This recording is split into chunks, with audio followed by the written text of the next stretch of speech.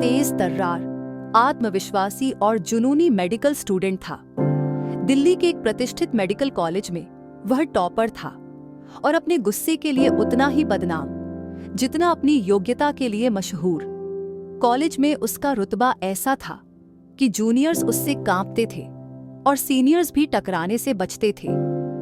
एक दिन जब नए सत्र की शुरुआत हुई, उसी दिन कबीर की नजर एक शांत और सहमी हुई लड़की पर पड़ी। नाम था प्रीति सिन्हा। पहली नजर में कुछ ऐसा था जो कबीर को खींच लाया। बिना वक्त गंवाए उसने अपने दोस्तों से कहा, ये लड़की मेरी है, कोई हाथ नहीं लगाएगा।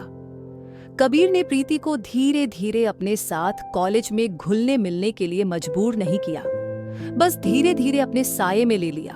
वह उसे पढ़ाता, क्लास में बैठने की जगह दिलवाता, सीनियर्स की नजरों से बचाता और हर जगह उसका साथ देता।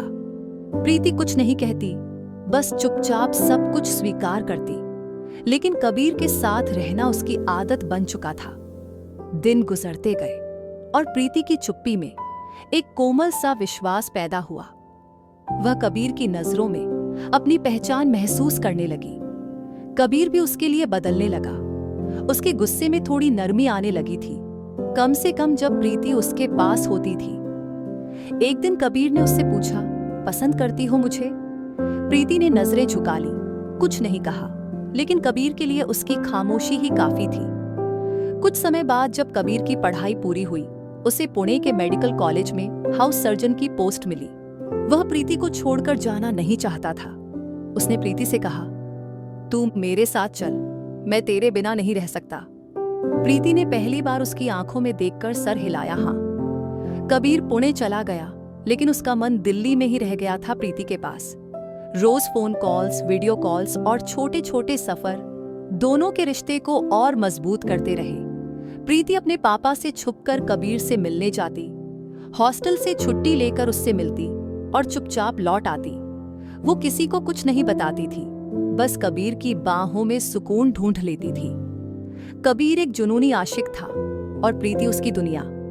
उसे फर्क नहीं पड़ता था कि लोग क्या सोचते हैं। उसे सिर्फ ये चाहिए था कि प्रीति उसकी जिंदगी में हमेशा बनी रहे। जब प्रीति की पढ़ाई खत्म हुई तो कबीर शादी की बात करने के लिए उसके घर गया। सीधे उसके पिता से बात की, बोला, मैं प्रीति से शादी करना चाहता हूं। उसके पिता ने गुस्से में कहा, हमारे घर की इज्जत तुम जैसे लड़कों से नहीं जुड़ती। तुम गुस्सैल, बदतमीज और बर्बाद इंसान लगते हो। हम अपनी बेटी की शादी अपनी पसंद से करेंगे।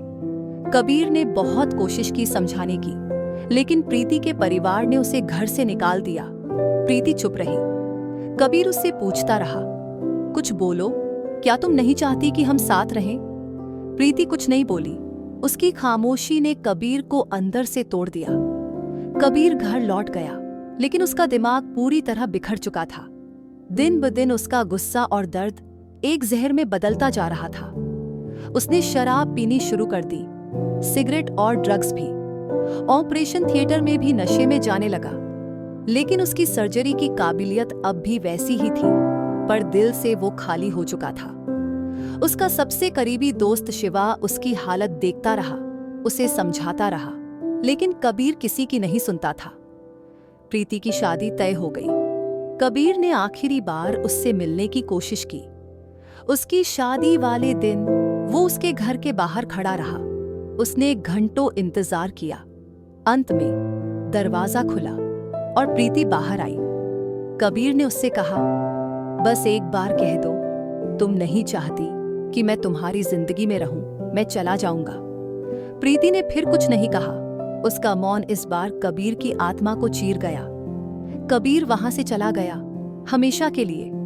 प्रीति की चुप्पी कबीर के लिए मौत से कम नहीं थी।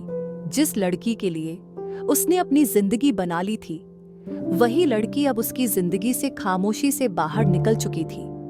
कबीर पूरी तरह टूट चुका था। अब उसके पास कुछ भी नहीं बचा था, न परिवार, न करियर, न दोस्ती, न प्यार। उसने हर चीज से दूरी बना ली। दिन रात शराब पीना, ड्रग्स लेना, अस्पताल जाना, मरीजों पर चिल्लाना, ये उसकी दिनचर्या बन चुकी थी। मगर अजीब बात ये थी कि उसका हाथ अब भी कमाल करता था। वह अब भी देश का बेहतरीन सर्जन था, लेकिन उसके अंदर अब कोई भावना नहीं बची थी। शिवा रोज उसके पास आता, उसे बचाने की कोशिश करता, उसे पुराने कबीर की याद दिलाता, मगर कबीर के पास सिर्फ एक जवाब होता, मैं मर चुका हूं। वो नर्सों से, अजनबी औरतों से, यहां तक कि रेड लाइट इलाके तक जाने लगा, मगर हर बार हर चेहरा उसे खाली लगता। उसे सिर्फ प्रीति की आंखें याद आती थीं, उसकी चुप मुस्कान, उसका ठहराव, उसका होना। उसका छोटा भाई, जो खुद डॉक्टर था, उसे समझाने आया। माँ पापा ने भी कोशिश की, लेकिन कबीर ने सबको धकेल दिया। एक दिन उसके पिता ने गुस्से में कह दिया, तू हमारे घर का बेटा नहीं है जब तक तू खुद को ठीक नहीं करता। कबीर घर छोड़कर चला गया। वह सड़क पर आ गया। एक डॉक्टर जो कभी सम्मान का प्रतीक था, अब एक नशेड़ी बन गया था। उसकी नौकरी चली गई, मेडिकल लाइसेंस सस्पेंड हो गया, हॉस्पिटल से निकाला गया। वो एक छोटे से रूम में दिन रात पीता रहता और खुद से लड़ता रहता। शिवा ही उसका अकेला सहारा था, जो बिना शर्त उसके साथ खड़ा रहा। उसने एक दिन कबीर से कहा, तू जिससे प्यार करता है उसने तुझे छोड़ा नहीं, तू खुद ही बिखर गया। अब अगर फिर से खुद को नहीं समेटा तो मर जाएगा, और वो भी बिना मरे। कबीर ने पहली बार उस दिन खुद को आईने में देखा। उलझे बाल, सूजी आंखें, हारे हुए कंधे, और एक सवाल, क्या यही मैं हूं? कबीर ने पहली बार अपनी बर्बादी को महसूस किया। शिवा की बातें उसके सीने में चुभी थीं। वह जानता था वो अब भी जिंदा है, बस जिंदगी को फिर से पकड़ने की हिम्मत नहीं बची थी। मगर अब कुछ बदलना था। धीरे धीरे उसने शराब छोड़नी शुरू की। तकलीफें हुईं, शरीर तड़पा, रातों को नींद नहीं आई, मगर उसने हार नहीं मानी। शिवा उसके साथ रहा हर कदम पर, और कबीर एक बार फिर इंसान बनने की कोशिश करने लगा। वो फिर से मरीजों से मिलने लगा, छोटे क्लिनिक में जाकर मुफ्त में इलाज करने लगा। उसे सर्जरी की इजाजत नहीं थी, लेकिन उसका मन अब लोगों की सेवा करने में लगने लगा। उसकी आंखों में अब भी दर्द था, लेकिन गुस्से की जगह अब खालीपन था। एक दिन शिवा उसे घुमाने ले गया, थोड़ी ताजगी के लिए। वहां एक पार्क में खेलते बच्चों को देखकर कबीर मुस्कुराया। सालों बाद उसकी आंखों में सुकून था। तभी एक आवाज ने उसे रोक दिया, डॉक्टर कबीर सिंह।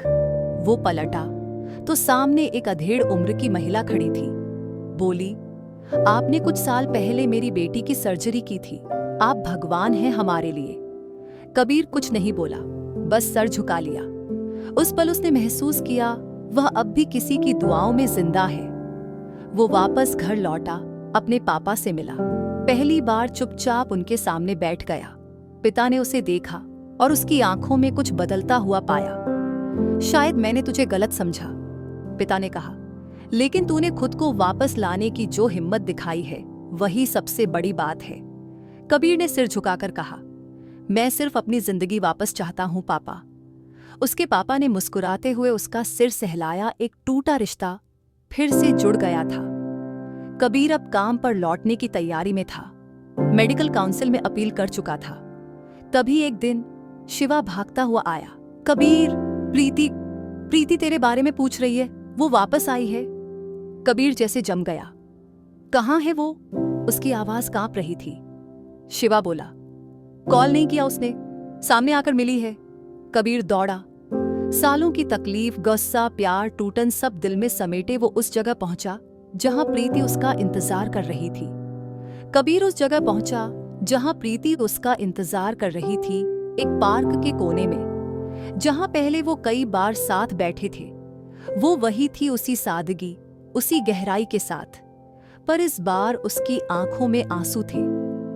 कबीर एक पल को रुक गया, फिर धीमे कदमों से उसकी ओर बढ़ा। दिल धड़क रहा था, लेकिन होंठ बंद थे। प्रीति ने उसकी आंखों में देखा और पहली बार कुछ बोली, कबीर। उसका नाम उसके होंठों से सुनना कबीर के लिए जैसे जीवन दान था। उसने खुद को रोकते हुए कहा, तुम ठीक हो? प्रीति ने आहिस्ता से कहा, मैं शादी नहीं कर पाई। कबीर चौंका, लेकिन कुछ नहीं बोला, सिर्फ देखा, इंतजार किया कि वो सब खुद बताए। प्रीति की आंखें छलक आईं। उस दिन जब तुम मेरे घर आए थे, उसके बाद पापा ने मुझे कमरे में बंद कर दिया था। जबरदस्ती शादी की तैयारी शुरू कर दी। मैं चुप थी, क्योंकि अगर मैं चिल्लाती तो शायद तुम बर्बाद हो जाते। मैं नहीं चाहती थी कि तुम्हारा गुस्सा तुम्हें खत्म कर दे। कबीर का दिल तड़प उठा। तुमने कुछ कहा क्यों नहीं? एक बार मुझसे कह देती, मैं सब कुछ छोड़कर तुम्हें ले जाता। प्रीति बोली, मैं डर गई थी, पर जब तुम्हारी खबरें पढ़ती थी, तुम्हारी हालत देखती थी, तो खुद को भी माफ नहीं कर पाई। मैं उस शादी से भाग गई थी और फिर खुद को अकेला कर लिया, पर अब और नहीं। वो रुकी और फिर धीरे से बोली, कबीर, मैं अब भी तुमसे उतना ही प्यार करती हूं जितना उस दिन जब तुमने पहली बार मुझे कहा था तू मेरी है। कबीर की आंखों से आंसू बह निकले। वो आगे बढ़ा और उसे कसकर गले से लगा लिया। दोनों टूट चुके थे, लेकिन एक दूसरे की बाहों में फिर से जुड़ गए। कुछ पल बाद कबीर बोला, अब हम शादी करेंगे, अभी यहीं से चलो मेरे साथ। प्रीति मुस्कुराई। अब कोई रोकने वाला नहीं है। कबीर और प्रीति ने एक बार फिर एक दूसरे का हाथ थामा, इस बार बिना किसी शर्त, बिना किसी डर के। उन्होंने सारी दुनिया को पीछे छोड़ दिया। न अब किसी परिवार की बंदिशें थीं, न समाज की बंधनियां।